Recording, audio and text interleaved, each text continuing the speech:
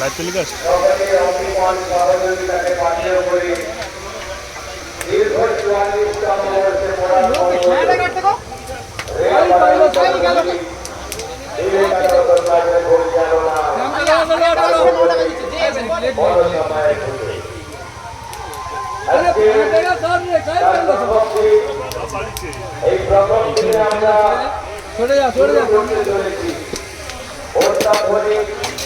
আতঙ্কবাদী সহকারী মায়ের সন্ধান আমরা এখনই শুরু করতে চলেছি। অত্যাধুনিক আতঙ্কবাদী সহকারী মায়ের সন্ধারী।